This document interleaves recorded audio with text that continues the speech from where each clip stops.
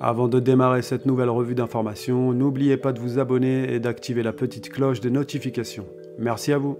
Bonjour à tous, on commence cette nouvelle revue d'information avec une mauvaise nouvelle. Andy Delors, l'attaquant de Montpellier, est obligé de déclarer forfait pour le déplacement de son équipe face au Paris Saint-Germain. L'attaquant le plus efficace du Montpellier Hérault, 9 buts et 6 passes décisives en 18 matchs, s'est blessé lors de la dernière séance d'entraînement. Il passera des examens pour connaître la gravité de sa blessure. Michel Derzakarian devra donc se passer des services de son meilleur atout offensif.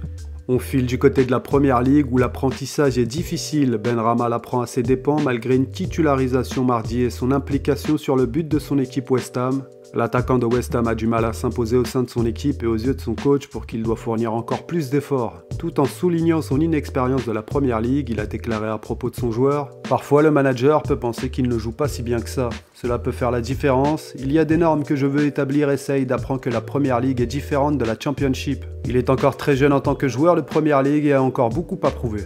Espérons que Saïd Benrahma se libère et s'adapte au plus vite à la Première Ligue. » Et on file du côté du Qatar, plus rien ne l'arrête. Bagdad Bounedjah a encore été l'auteur de 2 buts et a délivré un caviar lors du large succès d'Al Sadd, 7-0 en championnat. L'international algérien conforte ainsi sa place de leader au classement des meilleurs buteurs. Il fait déjà mieux que la saison dernière avec pour le moment 17 buts et 6 passes décisives en seulement 13 matchs. L'équipe de Bagdad Bounedjah conforte sa première place au classement avec 41 points et creuse l'écart en seulement 15 matchs joués.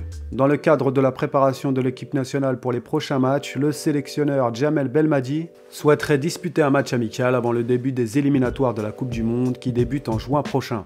Il insisterait auprès des dirigeants de la fédération pour que l'équipe du capitaine Mahrez puisse tester cette nouvelle infrastructure sportive. A noter que l'équipe nationale disputera en mars 2 matchs face à la Zambie et le Botswana dans le cadre des éliminatoires de la CAN 2022. Des matchs sans véritable enjeu vu que les Fennecs sont déjà qualifiés pour la compétition. Sans doute l'opportunité de voir de nouveaux visages en sélection.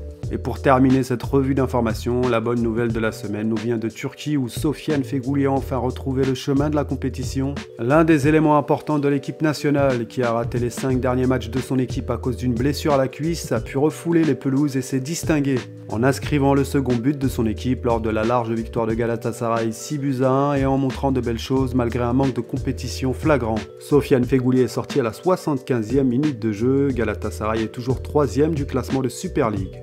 Et voilà, c'est la fin de cette nouvelle revue d'information. On se donne rendez-vous lundi pour faire le point sur le week-end. Merci à vous et portez-vous bien.